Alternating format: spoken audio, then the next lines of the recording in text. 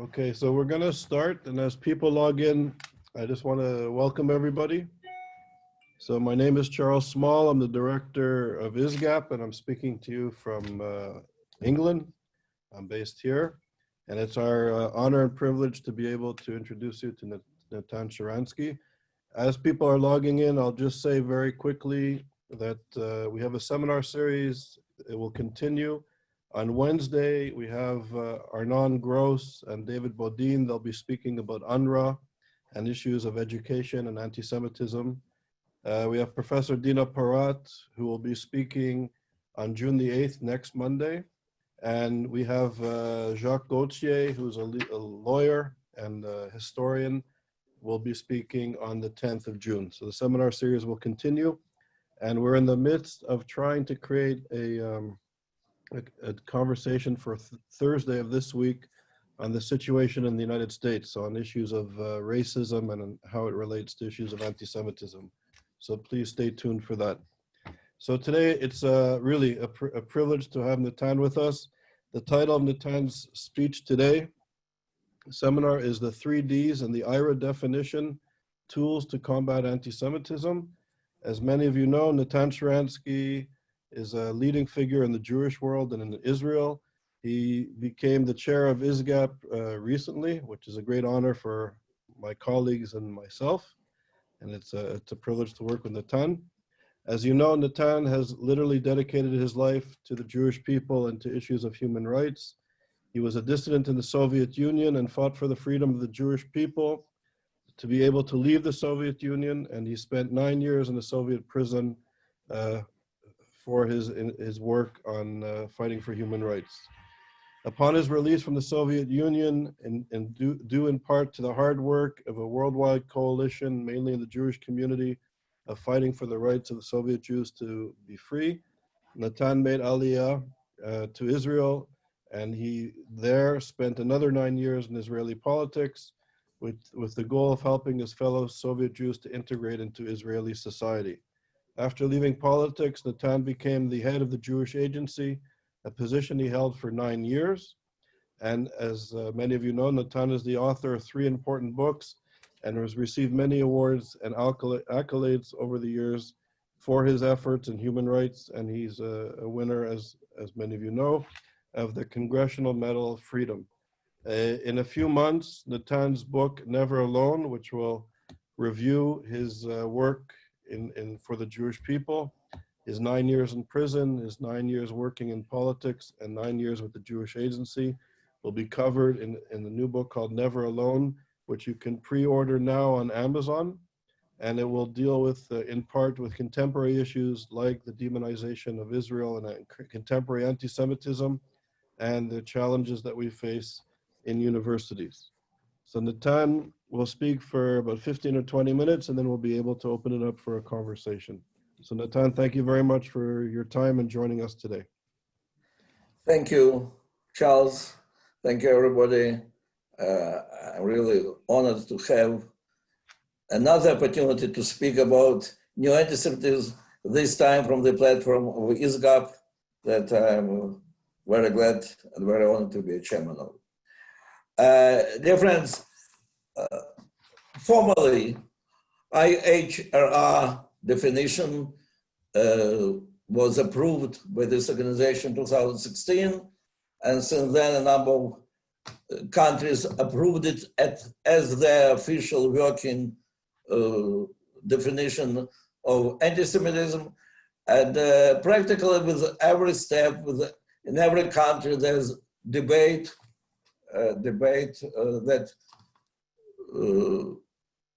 what a strange, is it really a definition? What a strange definition is definition together with examples which are explaining it, and why it is International Holocaust Remembrance Association, which is defining what is anti-Semitism. And the most important question, which causes a lot of criticism, is why there is attempt to make a connection between anti-Semitism and critical attitude towards Israel. Is it good for the freedom of speech? who said that scientific or academical discussion about the right of Israel to exist should be declared anti-Semitism. And in fact, all these debates remind me how this definition was born and when it was born and how it was born. And it was born in the debates between 2001 and 2004 and officially appeared first time in 2005. And it's worth looking on those debates and how it appeared to understand why it is such an important tool and why it not only doesn't restrict the freedom of speech, it gives a good platform for everybody, those who like Israel, those who hate Israel. But mainly it gives us a tool to fight against this awful hatred towards Jewish people and Jewish state. So let's take you to the events which were happening when the idea of this definition was discussed and when I came with my principle of 3Ds. First of all, it was Durban Conference. If you remember, 2000, after there was a big conference prepared for many years, thoroughly prepared during debates in different committees of the United Nations, Conference of the Global Races. And in fact, Israel was not ready, didn't expect that suddenly this conference on the world racism will turn into unique attack on Israel. Suddenly there was no difference between the word racism and the word Zionism. There was only one country which was targeted. Well, the truth has to be said, there was one person, Irving Kotler, the lawyer from Canada, and outstanding lawyer from Canada, who was warning for years. He was coming to Israel, and I was the witness how he tried to warn Israeli diplomats and Israeli politicians that something very unusual is preparing, that the huge attack on Israel under the pretext of the races. And some people, when it did happen, I heard some people were saying, well, look, after all, we survived 1975, when the United Nations passed a resolution that Zionism is racist, we'll survive this. But there was one big difference, and as the one who remembered very well 1975 in Moscow, what it meant then for us, how problematic it was. And now, when I was already Israeli politician, I could see the difference. The difference was that in 1975, it was all between the communist bloc and non-democratic countries of the Middle East and the Third World, which or hated Israel or had some built-in interest to support Soviet Union. All the free world was against that resolution. This time, this attack on Israel was, if not led by the Western world, but fully supported by the Western world. The Premier of Ireland, she was the chairman of this conference. Practical representatives of every country of the West was in one or another way were expressing their solidarity with this approach, that Israel is the symbol of the racism today. So that was the first change when it became clear that something very serious is happening in the free world in supporting extreme attacks on Israel. Then there started the so-called Second Intifada, and I want to remind you, it's almost immediately, a few months after 9/11, all the free world is under the attack of the global terrorism. And we in Israel feel that we are on the forefront of this global attack, and almost every week there is, almost every day, there is another terrorist suicide bomber who is killing another 10 Israelis in the center of Jerusalem, Tel Aviv. And at these very days, I am traveling in the campuses in America, and we are dealing with many politicians in the free world, and Israel is under the constant attack for its terrorism against Palestinians. I remember the cartoon in Independence, liberal newspaper, Independent, and there is a cartoon of Ariel Sharon eating Palestinian kids. Blood is dropping from his mouth. And he says, what's the problem? Did you see a politician kissing the babies? And well, in Israel, there was a big protest. It was meant to say, that's anti-Semitism today. Next week, after this cartoon was getting the special prize in England as the best cartoon of the year. We continue our criticism, and then European Union gives to this the prize of the best cartoon of the year in Europe. I went to London, I met with the cartoonist, and I said, don't you feel that that is the anti-Semitism? Just now there is on a TV serial from Lebanon, or Al-Manar is Hezbollah station, and there they show big how Jews are cutting the throats of the babies and using their blood for the matzah. And they show it big, but they're clearly anti-Semitic. He says, of course it's anti-Semitic. I said, don't you see that you're appealing to the same feelings? He said, absolutely not. How dare you to think we are such a civilized people? All my friends are or Jewish or very sympathetic to Jews. How can you think that when I'm drawing this cartoon expressing my protest against Israeli policy that we are anti-Semites? And then, of course, there was clear, again and again, new wave of clear double standard towards Israel in the international bodies. And I remember I came to speak to the head of the Committee on Human Rights in the United States, Louise Arbour, who was, by the way, extremely respectable and good lawyer and judge from Canada. And I said, don't even just look what's happening now in the world. There is Chechnya, and there is Darfur, and what's happening in China with all the genocidal wars. And the only question which is permanently on the agenda, officially, by law, permanently on the agenda of your committee is Israel-Palestinian problem. Don't you think that it's kind of discrimination against Israel, or it's double standard? And she said, you know, you're right, I feel very uncomfortable with it, but it doesn't depend on me. You know what? That there is special agreement between Russia and countries of the third world that Chechnya will not be on the agenda, and Russia agreed that Darfur will be on the agenda. And she explained me about all the conflicts, why the countries agreed to take it out of the agenda.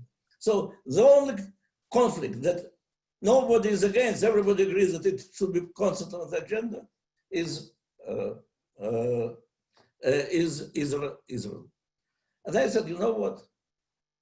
In Russia, I lived in the country which had in the Tsarist Russia. I didn't live there, but I had a book with 1,000 laws which are different for Jews and for non-Jews, about taxes, about where to live, how to study, and so on. And you know, they were very logical explanations. And some even Russian intellectuals were explaining why it is logical, that they don't agree with this, but there is historical reason behind it. It didn't make it less anti-Semitic. Solzhenitsyn wrote a big book about 200 years between Russia and Jews, explaining logically why there were some restrictions for Jews. It didn't make it, the fact that it was logical doesn't make it less anti-Semitic. It means that it was clear double standard, logical. Here now, what you're explaining me, there is very double towards Israel, which has its logical explanation. But that's exactly what I'm saying. So, summarizing all this, I was looking for the way how to show that there is deep connection between modern attacks on Israel and classical anti-Semitism. And it was very easy to see that demonization was a tool against Jews for thousands of years. As Sartre said that for anti-Semite, Jew is the closest to evil. I heard in Russia many things about Jews connected to devil, all these old stories about Jews drinking the blood or spoiling the wells. And it all goes to the modern days to the Nazis, and with all the demonization of Jews. Demonization is a typical tool.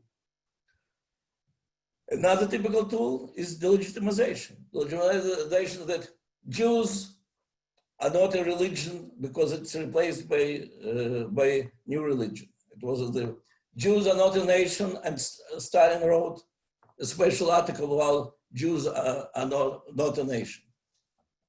From today, we hear more and more often that Israel as a state is not really a legitimate state. And again, from whom I hear it? I hear it, of course, we hear it from Muslim fundamentalists. And, but when I hear it from French intellectuals who are explaining me then in Europe why East and East and West and West, and it was very natural, it was to impose on the world this entity, modern Jewish democratic state in the Middle East. And that's why the way how it was created, and the reason why it is extremely problematic. So the only state about which there is a serious debate whether it is legitimate or not is Israel. And the third, and in fact, delegitimization is the point of double standard, in fact. And double standard, of course, attitude towards Jews as to the other in Europe was for 1,000 years. All the Jews were exiled from practically every country in Europe in different periods of history. There was special double standard in laws, whether it is in Tsarist Russia or Nazi Germany and so on. Here today, just example which I brought about United Nations, that's clear double standard, even of the most respectable institutions who don't even think about it, but they apply different standards to this. And then, in fact, I could deal with 2 Ds because the legitimization part of double standard. But I really wanted 3 Ds. Why 3 Ds? Because I was saying there are 3D films. And if you come to 3D film and don't have 3D spectacles, you will not understand what's happening. So I propose you 3 Ds about anti-Semitism. Look, if there is a double standard, or delegitimization, or demonization of Israel, these are exactly the tools which were used against Jews. But now, because it is collective Jew, it is used against them. So my idea was, let's introduce the 3 Ds, let's remember, let's compare it all the time, and that will help us. Well, I don't know if I would be able to convince public opinion because the idea of any connection between criticism of Israel and anti-Semitism was really very unpopular. But I found a very good ally, Joschka Fischer, who was foreign minister of Germany, who was, in fact, he started as practically as an anarchist, almost terrorist on the left. He had some connections with Bader-Meinhof. But then he, under the influence of events like Intifada, became very much against all this radical activity, became the head of Green Party, and then became the foreign minister of Germany. And of course, he was much more to the left from me, but he had a very big sympathy towards Jews and Israel. And he happened to be in Israel just during the Delphinarium terrorist act when 20 young Jews were killed. And he was just there, and he said, I'll do everything to help you to fight against this new hatred towards Israel. And here is Berlin Conference in 2004 of Organization of Security and Cooperation Europe. Germany is the host. Our president is welcoming.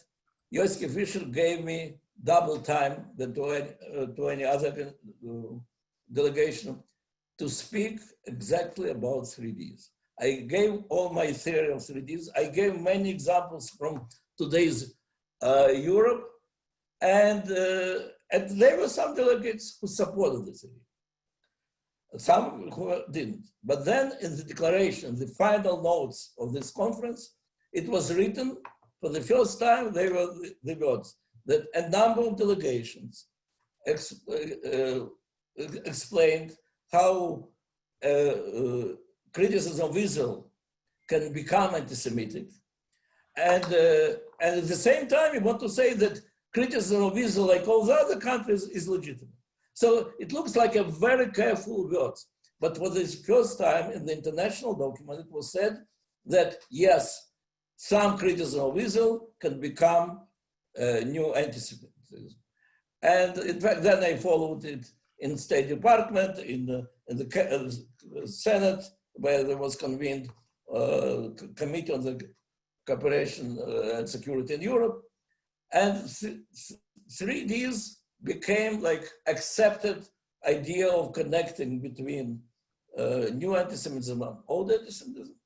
And later, when finally the work of a number of lawyers, but I have to mention Dina Parat, Yehuda Bauer, and Kenneth Stern, they formally built this definition where they put on a lot of examples, because how you can formulate the new anti-Semitism simply in words. So they're giving examples. What can be interpreted as an anti-Semitism. And among the 11 examples, 5 are exactly about demonization, delegitimization, and double standard towards Israel.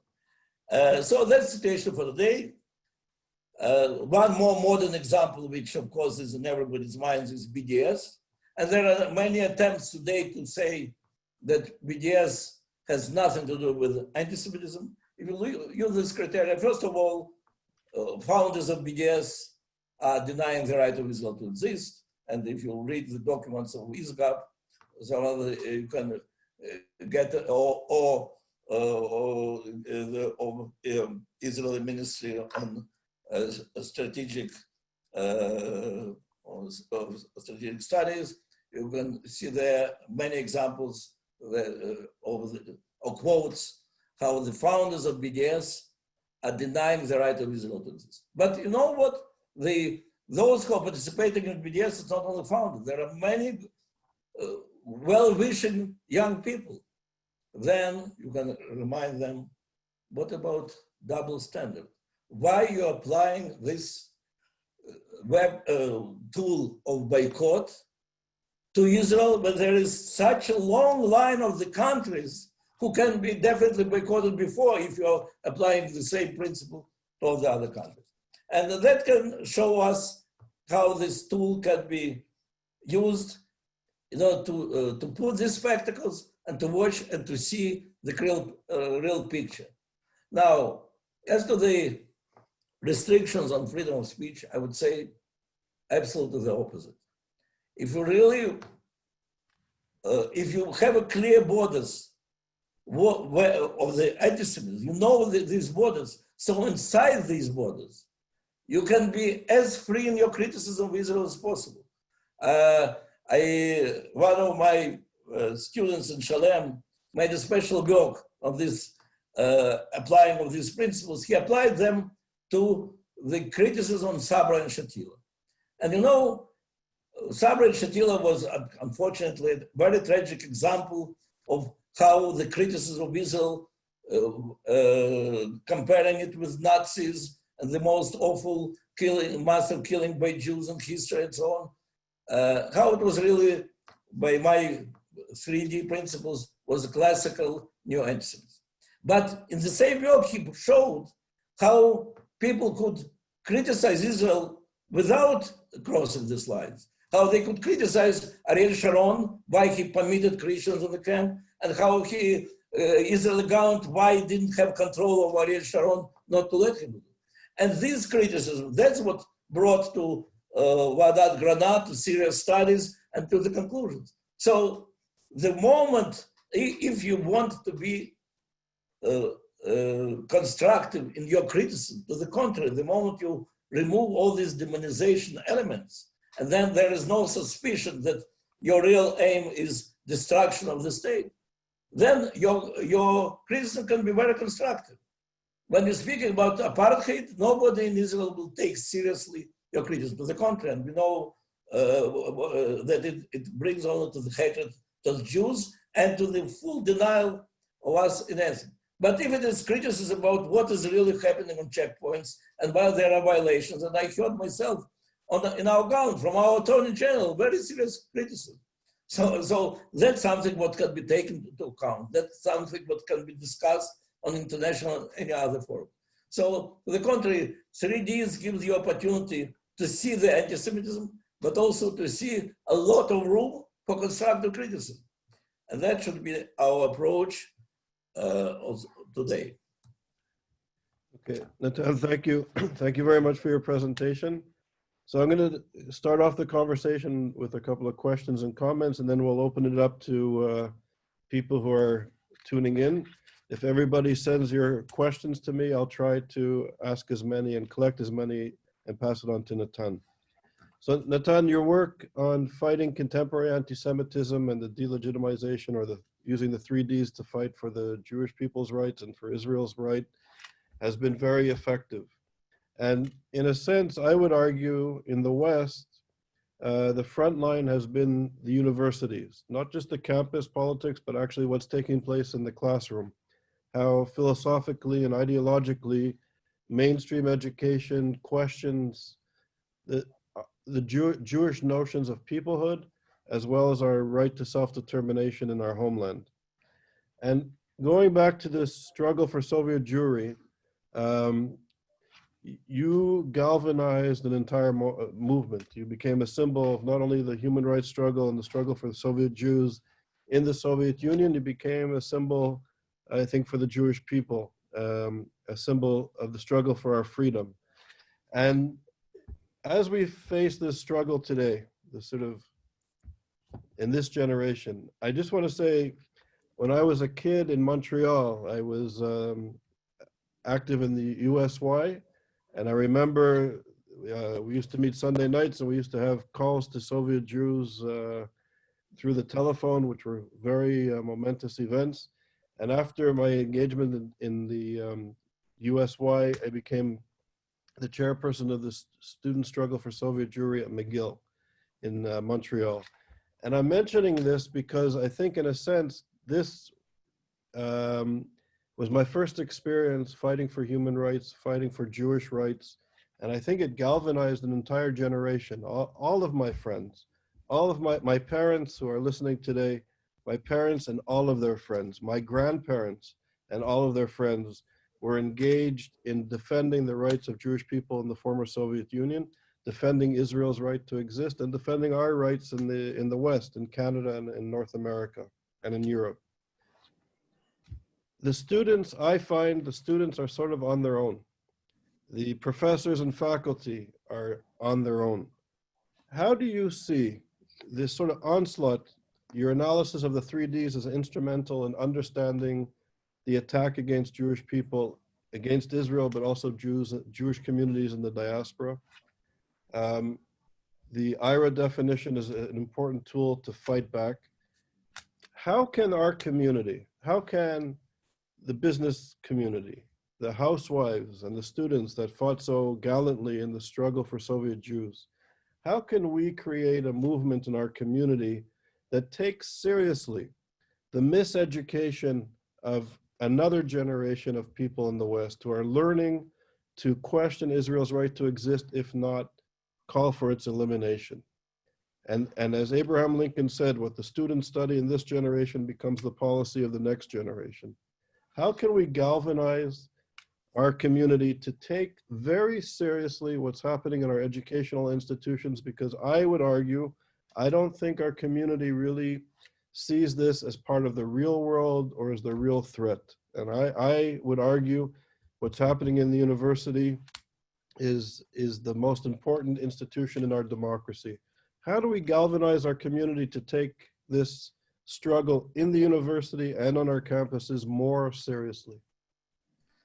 Well, first of all, I agree with you that what's happening in American universities is very alarming. In fact, 20 years ago, 18 years ago, when I came back from my first round of visits to American and Canadian universities, I told to Ariel Sharon that I believe that the main battlefield for the future of Jewish people is universities, is the campuses.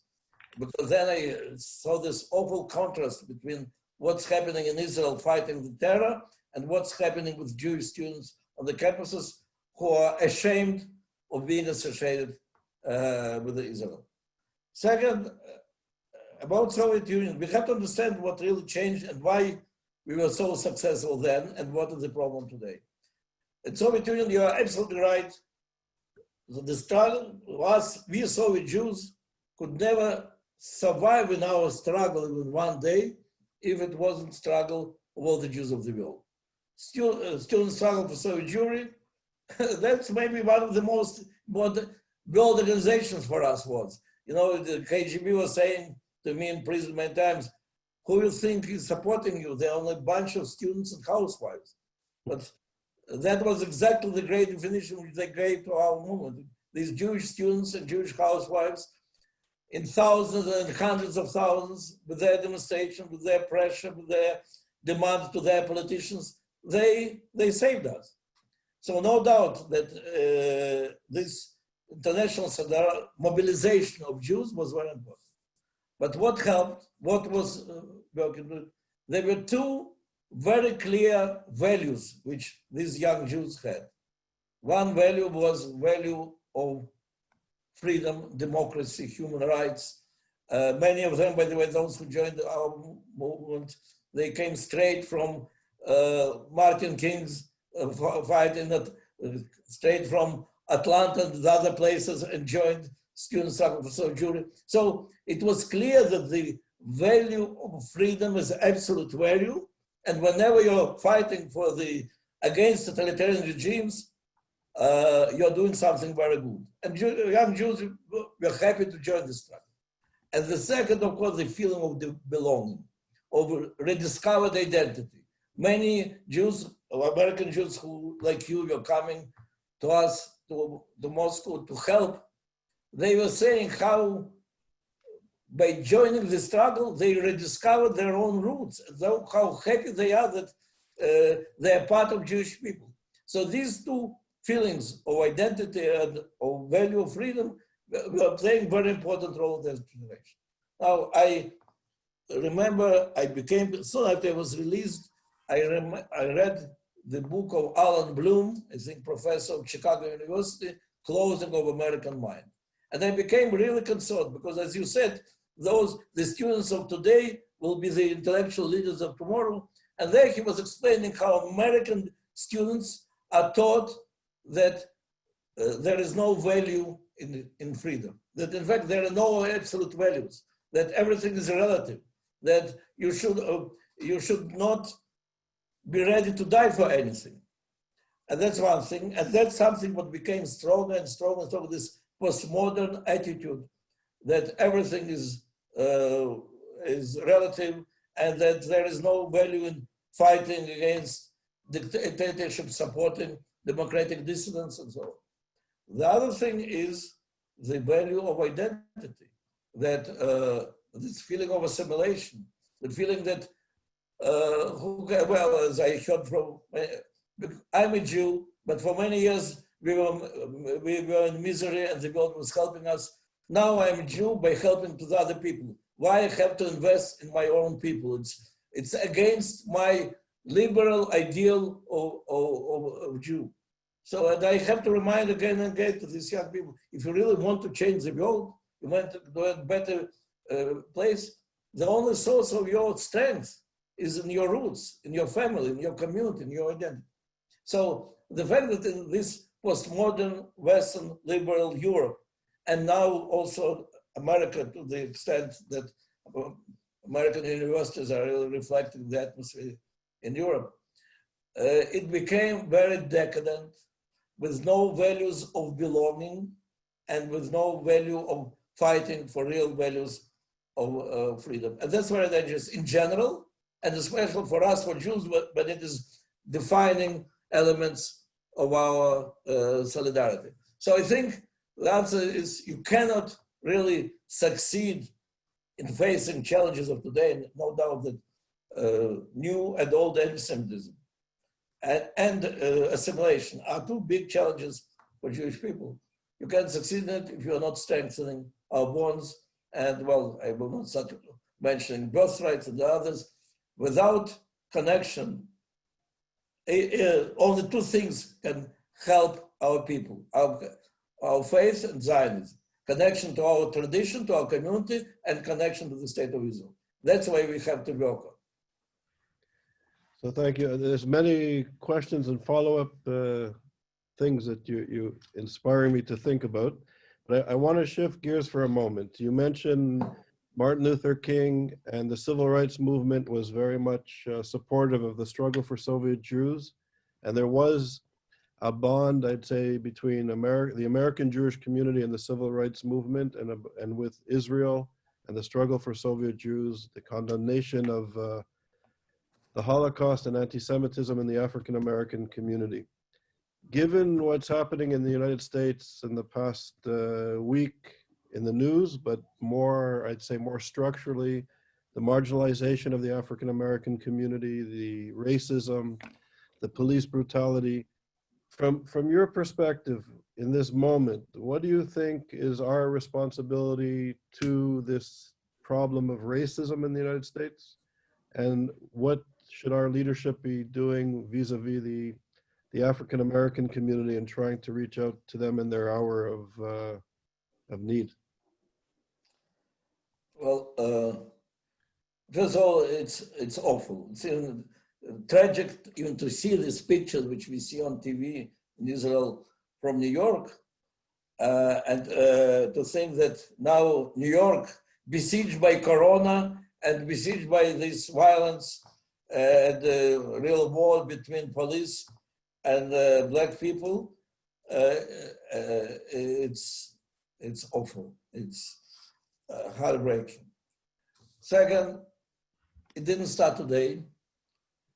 And we Jews permitted to take the ban of human rights from us as if Zionism and human rights is two different things. And our enemies used it against us.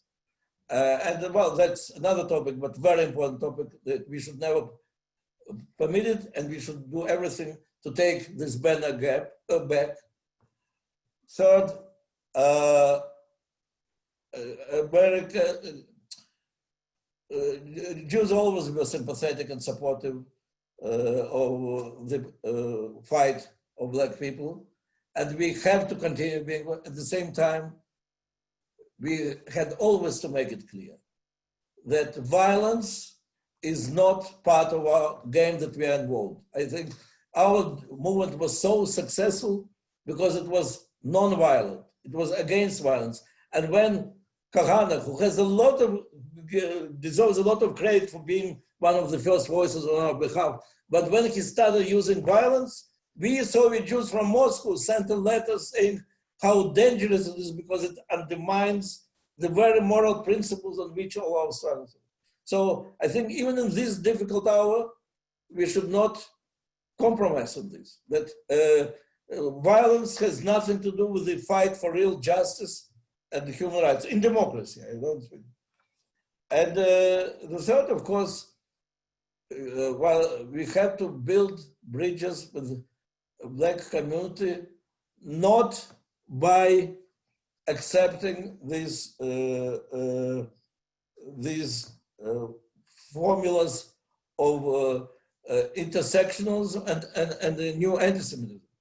When Black Lives Matter, it has a real challenge today, and we can sympathize and express our solidarity with the demand that Black Lives Matter no less than white lives. But when Black Lives Matter as an organization, from its very first steps, took on its banner the new anti-Semitism, and when their main slogan was from Furkanson to Gaza, meaning that from attacks on black people to attacks by Israel and Palestine, there is no difference.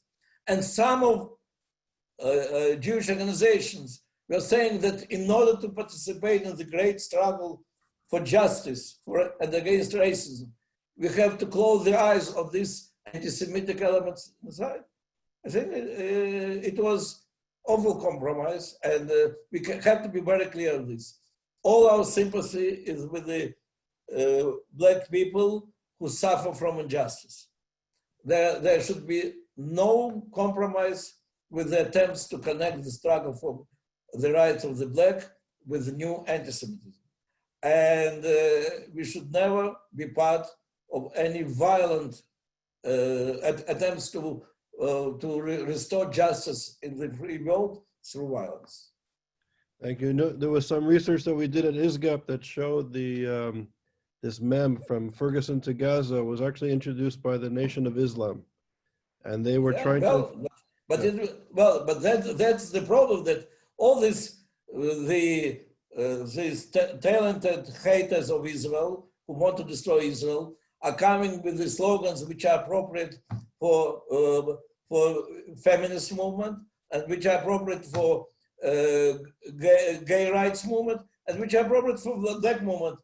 And we have to be the first to warn that there is a clear line, that you cannot expect any support of human rights world if you're mixing these two things. And unfortunately, we are not very good on this. Not when I say we, I mean all the Jewish world. There are some Jewish organizations who are very good on, but when Linda Sarsour turned the feminist movement and the anti-Israel movement, there were some Jewish organizations who said, "At Khan, we are not ready to be part of it," and some Jewish organizations who said, "Well, but the feminist struggle is so important that I'll go with it anyway."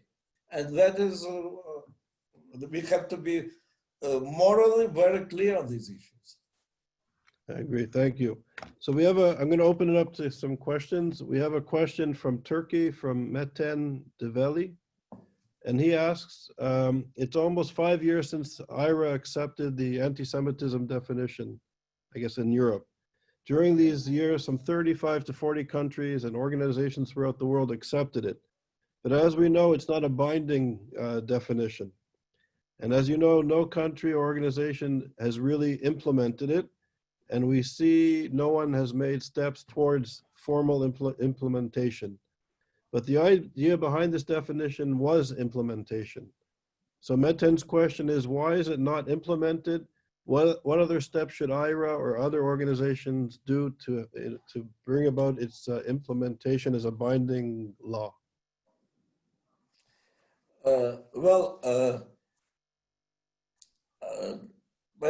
First of all, there is implementation, meaning that a number of states not only passed this resolution, but they established a special body monitoring the old and new anti-Semitism based on those, let's say, a little bit vague criteria which are formulated.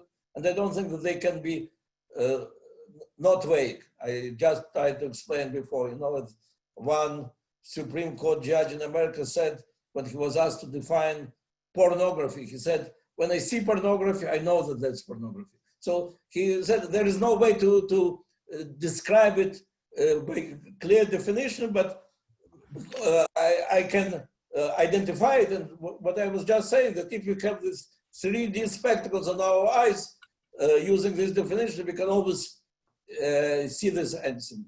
So there are bodies and there are people who are responsible for implementing this. But I have to say, IHRA, after all, IHRA is the organization for Holocaust remembrance. So how we can learn from the past, what we have to teach in our schools, how we can bring more youth to Auschwitz in order they will remember it, what kind of lessons on tolerance. That's in fact the ideas. It so happened that the relative was pushing, and many organizations were involved in this debate.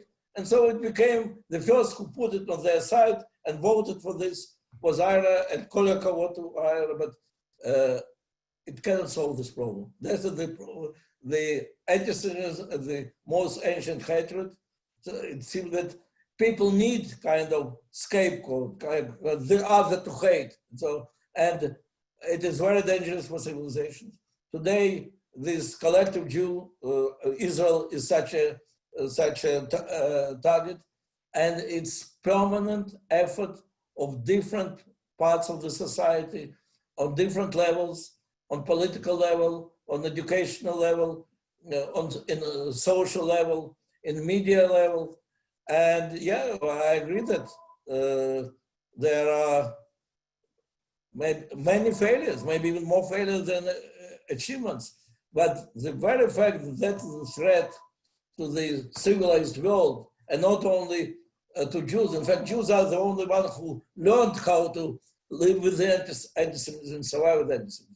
But the world civilization is in danger, and I think it's understood again and again and again in different ways.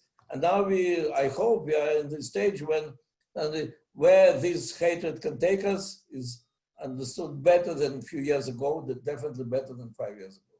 Yeah. Thank you. Yeah, there's definitely a shift. I think more people accept these connections that we're all trying to make. For sure. Yeah. So we have a question from Sweden, from Saskia Pantel, who's she is the president of the Zionist Federation of Sweden. And she says, thank you so much for all the work you're doing, Natan. In Sweden, using the 3 Ds and the IHRA definition are crucial to having hate crimes being labeled as anti-Semitic. But we are losing because all is considered legitimate anti-Zionism. Anti-Zionist crimes, and it's not being labeled as hate crimes. So anti-Zionism is sort of politically acceptable. For example, there were 20 men who attacked a synagogue with Molotov cocktails when Jewish youth were having a Hanukkah party. And this was only labeled as an arsonist attack and not an anti-Semitic attack. After Trump announced that the embassy was moving to Jerusalem, there was an outbreak of anti-Semitism. So it was viewed as critical of the United States and Israeli policy, but was not viewed as anti-Semitism, even though synagogues were attacked. Saskia's question is, how do we fight this? How are we are too few and we're only volunteers, and people, she's saying, are scared to speak up. Even if we do try to educate people about the 3 Ds and the IHRA definition, if attacked, we won't, even if we're protected by the law. So there is a fear, and I think the fear seems Sweden has a smaller Jewish community and the challenges are serious.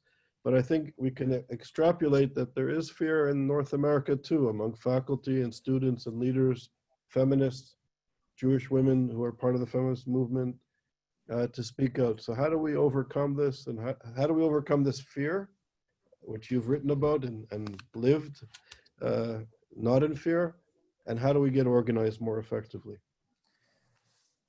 Well, first of all, I do know also Sweden Jewish community is really very small community, and which has to face a very difficult postmodern world of decadent world of people who don't want to fight for anything to defend any values, and who are upset that Israel, because Israel insists to be a Jewish state, it irritates so many Arabs, and as a result, we have our problems in Sweden.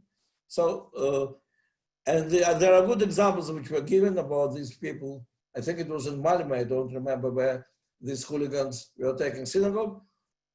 But I can give you the same type of examples from France, when clearly anti-Semitic killing of the Jew was at the moment it was raised question, well, it's not proof that it's anti-Semitism, it's different pretexts were said not to call it an antisemitism.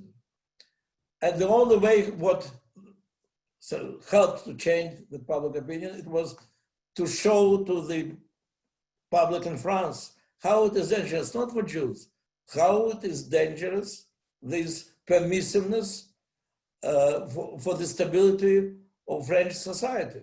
And again, anti-Semitism is very high, all the new anti-Semitism in France, but the awareness and understanding what are the consequences for the future of France. And I spoke with a number of intellectuals in France, and I see how they are more and more concerned.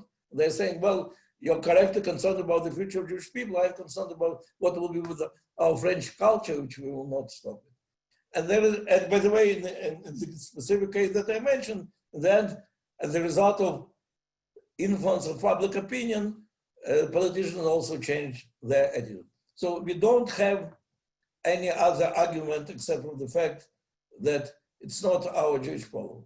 Of course, if it becomes impossible, okay, we always have our choice. And I want to remind Sweden Jews, they also have a choice to come to Israel, of course. But it is a danger for the stability of the normal, democratic, civilian Swedish society. And the fact that so many people don't understand it, the more high will be the price which they'll pay in the future. So there is no other way. First of all, we have to strengthen our own feeling of identity and moral justice of opposition. We have to be strong. And second, we have to find as many allies or people concerned about the future of Sweden among non-Jews as possible. Thank you. We have a question from Professor Abebe Zagaya. He says, thank you for your presentation. And he says, what is missing in your analysis is that Arab states are using the Palestinian cause for internal political purposes.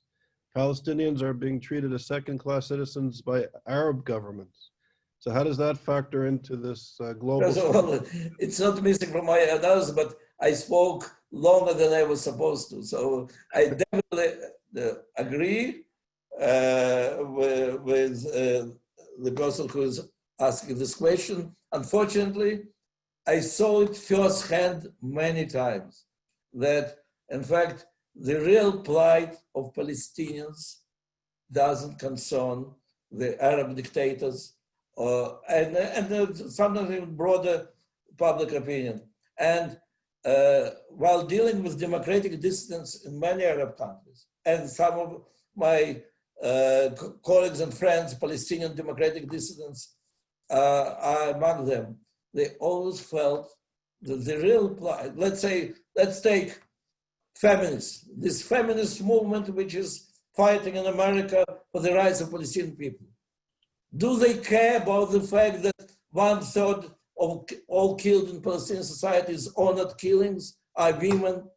Are they concerned about it? When I was speaking on American campuses, coming together with a gay person from Palestinian Authority who was explaining that he had a choice to become a suicide bomber or to run away to Jerusalem to ask for asylum.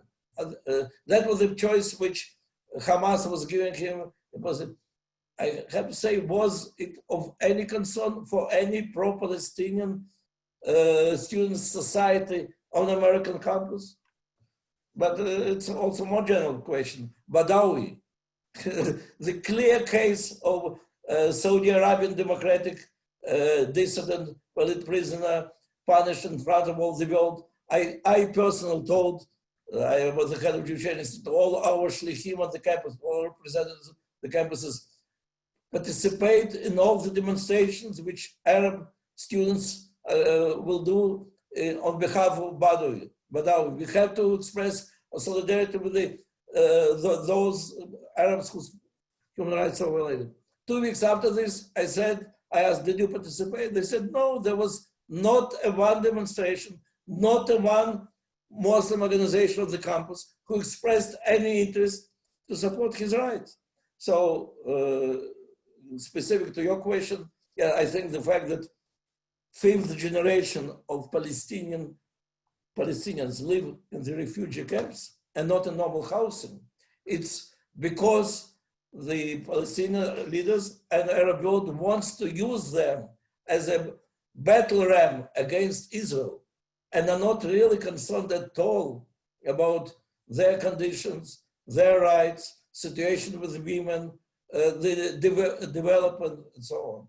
So yes, it is a big problem. It's a problem in general in the Arab world, but as the one who's analyzing the problems of the Western world, I think that Western world has finally to understand that their real allies in the Arab world are those who are concerned with the plight, with the real fate of Palestinians, with their suffering because of the lack of freedom, with the suffering of the women in Arab countries because of honored killings and so on, and not those dictators who, in order to keep stable their own regimes, are using Palestinians as a pretext for their oppressions.